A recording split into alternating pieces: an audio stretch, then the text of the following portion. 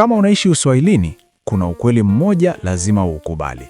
Mdaiwa hakimbii, bali hujipanga. Na Suzy, yeye sio wa kukimbia bana. Baada ya lile tukio la landlord wake, Suzy alirudi chumbani kwake, akakaa kitandani, mikono kichwani, macho juu ya dari inayovuja, akitafakari kwa kina. Maisha haya jamani, yanataka mtu awe mjanja kweli kweli kuliko maisha yenyewe. Hapa inabidi nifanye kitu, nisikae kizembe. Hakukaa muda mrefu. Suzy si mtu wa kukaa chini muda mrefu kabisa.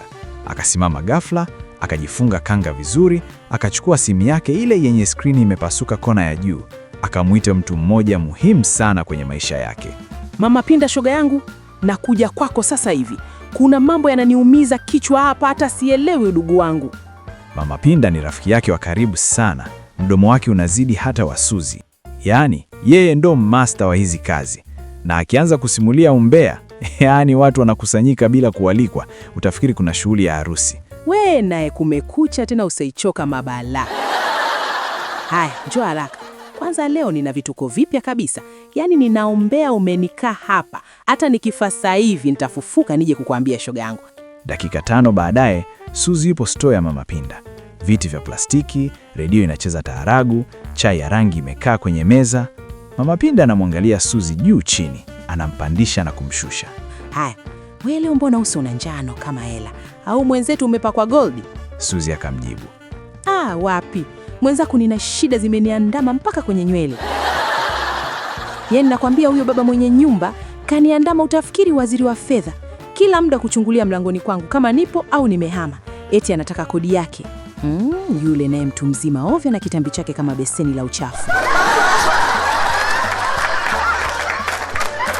Basi, Suzy aliendelea kumwambia kila kitu kuhusu kodi, malipo ya maji, kazi hakuna ya maana, pesa zinaingia kama upepo, zinatoka kama radi. Yaani ni mvurugano tu mpaka Suzy aelewe.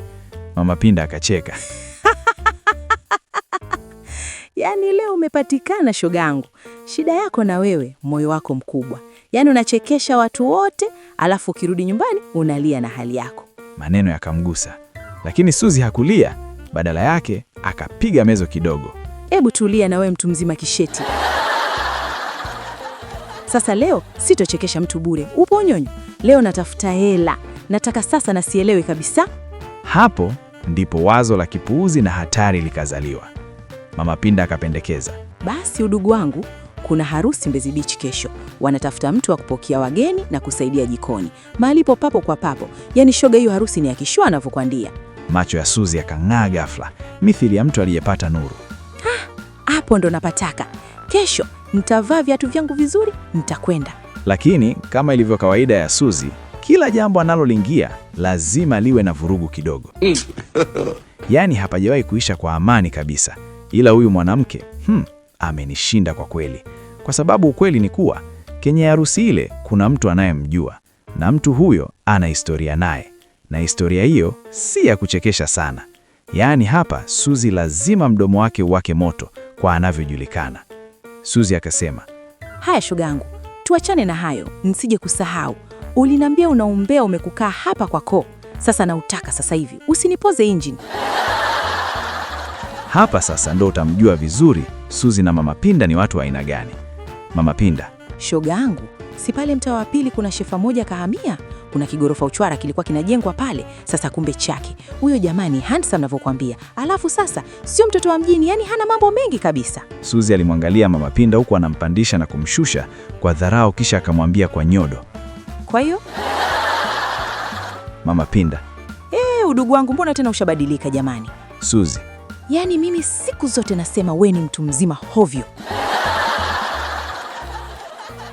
Hebu mwangalie kwanza sura ilivyomshuka kama mashavu ya bibi kizee. Sasa unanambia mimi habari za huyo bwana nimfanye nini kwa mfanye?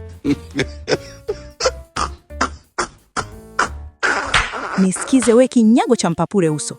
Na haya wala usojua vibaya. Kama huna story, tuliza akili mwanamke na ujifunze kukuna upo. Ndio maana huolewi kwa umbea.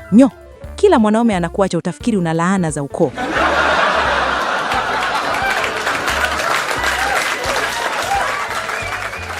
Mama Pinda hapa alisarenda, akawa mdogo na kunywea kama kidonge cha piritoni. Yamekuwa hayo shogangu. Basi samahani na wewe udugu, mimi na wewe tena. Heti nyoko nyoko nyoko, nipishege mie na ubaradhuli wako huo. Hii ndio inaitwa dakika mbele, dakika nyuma. Ila Suzi, unataka kujua nini kitaendelea eh? Aya, kaa karibu twende episodi ya 3 ya simulizi yetu bora kabisa ya Suzi wa Mbezi kutoka hapa Dream Max Studios. Mpigeni basi makofi kidogo jamani.